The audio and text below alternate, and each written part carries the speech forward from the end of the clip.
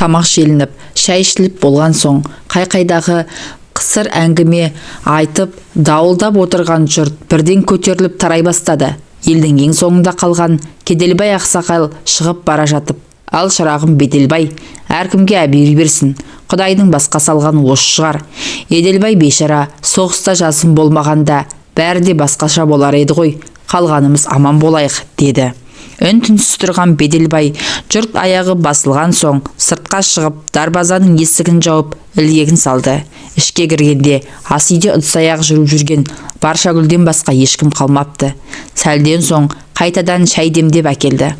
«Қайнаға», деді даусы бұзылып, «айыпқа бұйырмаңыз. Ініңіздің қаза болған туралы военкоматтан хат алған соң төркініме қайтып кетейін дегенмін. Бірақ ол жақта да мені күтіп отырған адам жоқ. Алда-жалда сіз мені некелеп алсын деп те ойлаған емеспін. Үлкен қайнаға осылай шешкен екен.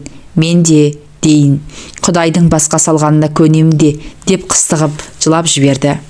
«Қой шырағым, жылама, денсаулығыңды ойла, ешкімге ренжіме. Еделбайдың ошағын өшірмей, түтінін түтетіп отыра бер. Қолымнан келгенше жәрдем беремін», деді Беделбай. Біраз үнсіздіктен соң қабырғаға жақындап төсек салынды. Келіншек шамның жарығын басып сыртқа шығып кетті. Содан әзер дегенде қайтып кіріп, шешініп төсекке жатқан еркектің жанына келіп сызылып тұрып қалды. Осыны күткендей, Беделбай басын көтеріп, жаңа ғана өзімен некесі қиылған келінін құшағына алды. Болар іс болды. Бұл бейшараны жылатып сықтатпай, тезірек бетін ашып алу керек. Бұрын келінім еді, енді некелі алған қатыным. Құдай алғанда да, жұрт алдында арым таза деп ойлап үлгерді. Діріл қаққан әйелді Айшайға қаратпай шешіндірді де әрекетке көшті. Әп сәтте-ақ ентігіп қалыпты. Аздап демін алды. Байқаса, келіншектің де кеудесі бір көтеріліп, бір басылып жылап жатыр екен. «Жылама дедім ғой саған. Егер разылығың болмаса, таңертең ауылыңа апарып тастаймын». Беделбайдың даусы қаттылау естілді. «Жоқ», деп іле жауап кетті әйел. «Мен ризамын сізге. Сізді құрметтеймін. Сіздің басыбайлы әйеліңіз боламын. Тек сіз менен қол үзіп кетпейсіз бе? Қанша дегенмен бала шағаларыңыз, Камила абысын бар. Оны көреміз әлі». Беделбай екішті жауап қатты. Айтса айтқандай, келінін некелеп алу туралы әңгіме көтерілгеннен бастап, үйдегі Камила өнер ашқан, жоқ жерден жанжал шығарып, қиғылық салған, төркініме кетемін деп секірген. Ақыры Кеделбай аға 4-5 қарияны ертіп келген, оны жөнге шақырған соң келісім берген.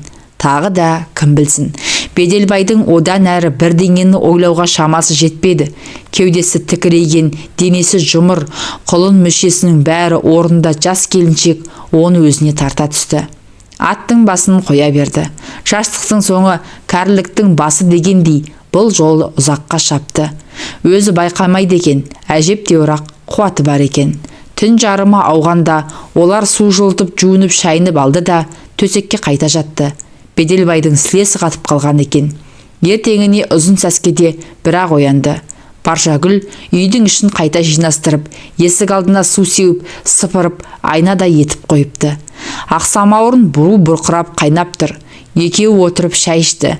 Әркім өз ойымен отырды. Айтарын да еш нәрсесі жоқ қалмағандай. Бәрі түсінікті еді. Беделбайдың енді 2 үйі, 2 қатыны бар. Қаласа анда, қаласа мұнда болады. Соған лайықты тәшіпші да еселенеді. 2 отбасының ішіп жемін, керек жарағын туралап тұру керек. Әсіресе 2 әйелдің, 2 жақтағы балалардың жағдайын жасау керек. Я, Құдай берсе, бұл жақта да балалар болады. Беделбайдың ойы біраз жерге дейін барды. Сұйықтап жатқан соң, жұмысқа да шықпай қалдым. Мен кетіп қалсам, шайды кім құйып береді деп ойладым. Баршагүл өзін кінәлаған адамдай санап, жайлап тіл қатты. 3 күнге дейін жұмысқа шықпайсың, заң сондай, деді Беделбай. Баршагүл үнсіз қалды. Азанғы шайды ішіп болған соң, Беделбай сыртқа шығып, үйдің айналасын ретке келтірді. Қыстан қалған көп жылдан бергі жиылып қалған қоқысты да отқа жағып, күлін егін жаққа шашты.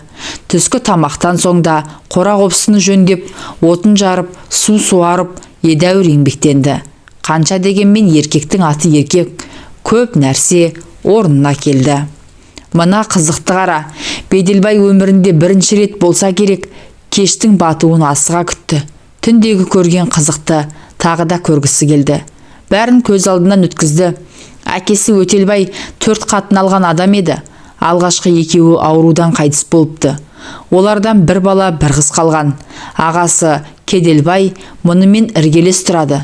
Ал ұлды қызды егіз перзенті бар. Кенжесінен басқасының бәрі үйленген. Үлкен әпкесі Күнзия тау жаққа үйленген. 10 балалы ардақты ана. 3-ші әйелін әкесі неге екенін белгісіз төркініне апарып тастапты. Одан бір қыз туған екен, сол жақта жүріп үйлі баранды болды. Алғашқы баласын үйлендірер кезде ауылға келіп, мұндағы бауырларымен табысып тойына шақырған. Содан бер барыс келіс үзілген емес. Өз шешесінен Беделбайдың артынан Еделбай мен Жеделбай деген балалар ерді. Еделбай соғыстан оралмады. Жеделбай Құдайдың бір боз қойы. Құдай қолдап алған әйелі пысық болып шыққаны, әйтпесе бала шағасы 5 теріп кететін екен.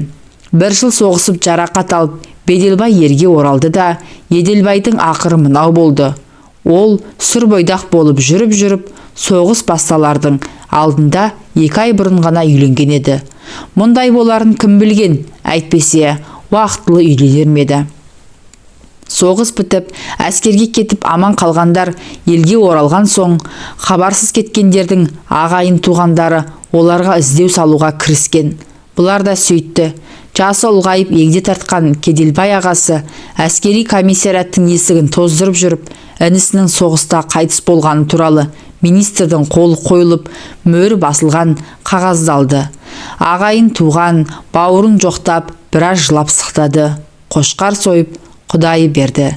Сөйтіп жүргенде ауылда пайда болған бір ақсақал Еделбайдың жесірі Баршагүлді айналшықтап жүріп алды. Сонда байқаған Беделбай әлгіні қызыл ала қан қылып ұрып тастаған. Бірақ әлгі де өлімтік екен. Кетер болмады. Содан Кеделбай Беделбайды шақырып алып Баршагүлді некелеп алуды талап етті. Сыртта қараңғы қоюланды. Ақыры кешкі астың дастарханы жиналып, кешегідей төсек салынды. Бірақ неге екені белгісіз, сыртқа шығып кеткен Баршагүл жақын арада ішке кіре қоймады. Оны тағатсыз күтіп жатқан Беделбай шыдамай орнынан тұрып, есік алдында бүрісіп отырған жерінен оны үйге жетектеп алып кірді. Әйел қарсыласқан жоқ. Тіпті төсекке жатқан соң Беделбайды құшақтай алды. Күні бойы тер сіңген іш киіміне тұмсығын тығып біраз жатты. Одан әрі өз көйлегін өзі жоғары сыпыра бастады. Байға тиіп еркектің күшін сезініп үлгермеген байғұс келіншек осы 4-5 жылдың ішінде жабайланып ақ қалған екен. Кешегі күннен соң әйелді құштарлығы оянып, енді міне не істеп, не қойғанына есеп берер емес. Түні бойы ойда жоқта қолы жеткен еркектің салмағын сезініп, есесі кеткен жылдардың қызығын қайталап алмаққа жанталасты. Ят аят дегенді ысырып тастап, шыбын жаны шырқырап ыңқылға басты. Қанша уақыт екені белгісіз, есінен адасқандай болған келіншек өзін өзі келді. Істеген қылығына өлердей өкінді.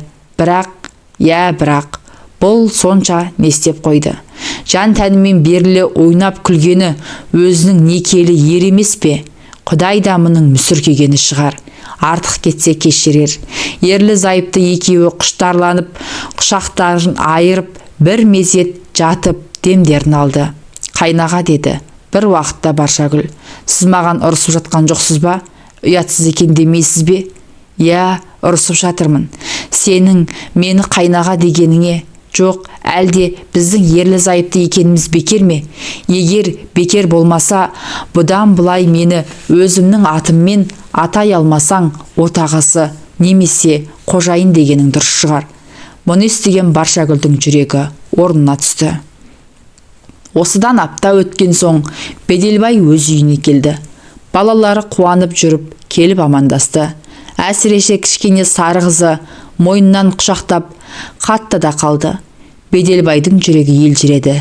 Тек Камила ғана сазарып-базарып келдің кеттің демеді. таза киім бер, моншаға барып келейін деген мұң екен. Айқайды салып үйді басына көтерді.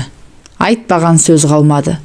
Осыдан қоймай ескі шкафтан, кіреберістегі ілгіштен мұның бар киімін үйдің ортасына үйді де келген жағыңнан қайтпа деп бірақ кесті. Беделбайдың ашуы тас төбесінен шықты. Қонышынан қамшысын суырып алып, қатынының арқасын жон-жоса қаңғылды. Кетсем кетем, бірақ сен мені қудым деп ойламай-ақ қой. Қалғым келсе қалар едім, бірақ сендей бетбақтың маған керегі жоқ деп Беделбай айтарын айтты да киімдерін жинап, қанар қапқа салып, үйден шыға жөнелді. Шамамен 2 айдай уақыт өтті. Сырт қарағанда ауылда мүлгіген тыныштық орнады. Бірақ шындығында гүл деген өсек аяң жүріп жатты. Бұлайғы жұрт екі үйдегі тірі жанның басқан ізін аңдып, артық басты әңгімені оттай гулетті. Ақыры олар да шаршаған болар, сумаңдаған сөз басылуға айналды. Беделбай мен Баршагүл құдды Төлеген мен Қыз Жібектей тұрып жатты. Қосылғандарына 1-2 ай өтер-өтпестен Баршагүлдің құрсақ көтергені белгілі болды. Баланың иісінен зар болған келіншек жүрегі жарыла қуанды. Сондай күннің бірінде кешке таман әдетіне басып, қақырынып түкірініп, Кеделбай ақсақал үйге кіріп келді. Табалдырықтың жанына кебісін шешіп тастап, үйге жүншекпенін ілгішке іліп төрге озды. Баршагүл күліп, сәлемін салып, жүгіріп жүріп, самауыр қайнатып, шәй пәй әкелді. Ағайынды екеуінің алдына сармай шылап, бір леген нан салма қойды. Тамаққа тойып алған Кеделбай ақсақал әңгімесін бастады. Әй, Беделбай, сен не білесің? Әлгі Камила келіп, біздің кемпірге мұңын шағыпты. Сені 2-ші қатын алғалы, үйге аяқ басуды қойды депті. Үйде басқаны қойған кәдімгі көжеге қатар қатықта жоқ депті. Жаны шықсын. Соны айтқан албасының, мен кеткенде үйде бір тағара тоңмай, 2 қап ұн, 1 қап жарма болатын. Өзіңіз білесіз, колхоздан қаптап картошка, пияз, капустаға дейін алып қойғанбыз. Аштан өлетін жағдай жоқ. Содан кейін ғой, бетіне семіріп, мен үйден қуып шыққаны.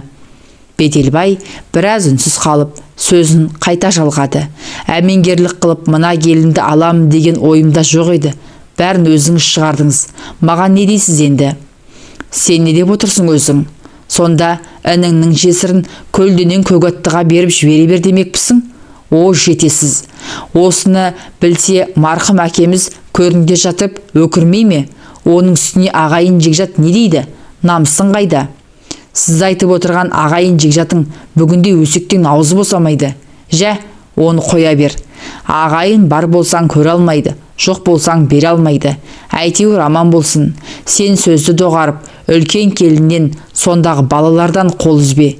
Еркек емессің бе? Ұрғашының бір шәңкілдегені не бола, көтіңді қағып кете бересің. Ақымақ болма. Одан да оларға еркектігіңді мықтап бір көрсетсең, аузын жабады.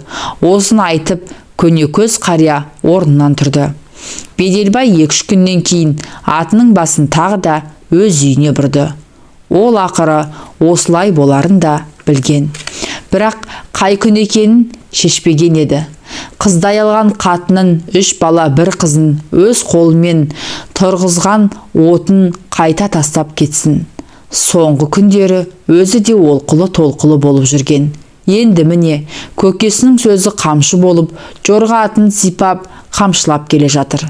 Жолай дүкенге бұрылып, қоржыннан 2 бас қант, кәмпит, шәй, пішіни бәрін алып толтырды.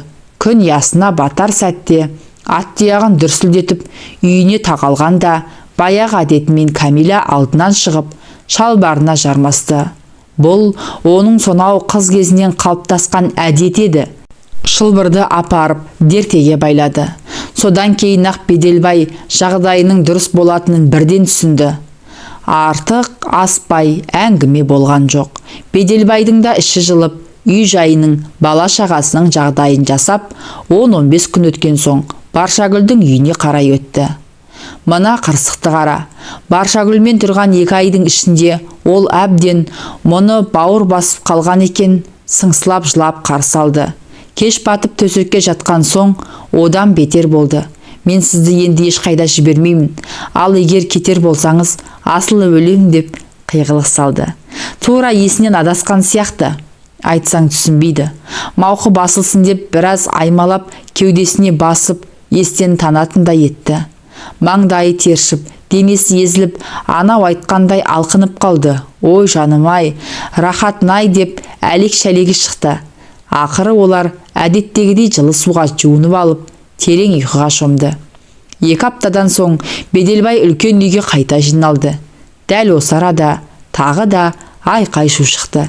Екі көзі бұлаудай болып жылап, мен сізді ешқайда жібермеймін деп өзеурей түсті Баршагүл. Сіз кетсеңіз түн баласына ұйықтай алмай шығамын. Тек күндіз ғана көз шырымын аламын. Осылай деген оның қос жанарынан жасы тыйылмады.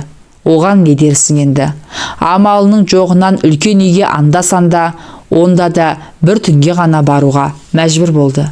Басқа уақытында тек күндіз ғана барып, үйдің тірлігін тындырып келеді. Бұған Кәлиманың жаны қалай шықпасын. Құрсағындағы баласын туып алғанша шыдай тұрайық деп оны әзер көндірді. Уақыт сағаты жетіп, Баршагүл ұл босанды. Атын Кеделбай ақсақалға қойдырды. Азан шақырып, нәрестенің атын Жырынтай қойды. Неге олай қойдыңыз деп сұраған адам болған жоқ. Ар шауып, бер шауып, екі үйдің арасын жол қылған Беделбай әсіресе екі қатынның ебін табамын деп өлердей болды. Кейтіндері екі қолын төбесіне қойып, басауған жағына кетіп қалғысы келді. Ақыры ойлап бір шешім шығарды. Үлкен үйдің арқа тұсынан 6 бөлмелі үй салып, Баршагүлді де көшіріп алды. Ұзын сапты дырау қамшы өріп алып, қатындардың жон арқасын осып алатынды шығарды. Біреуі бір сөз айтса, немесе бір нәрсені бүлдіріп қойса, екеуін бірдей жазалайды. Не керек? Жаны кірді де қалды Беделбайдың. Енді екеуінің де мұны өбектеп тұрғаны. Жырынтайдан соң жыл аралатып ұлды-қызды 3 перзент туып алды Баршагүл. Бұл күндері салиқалы, сарқыраған қатын болды.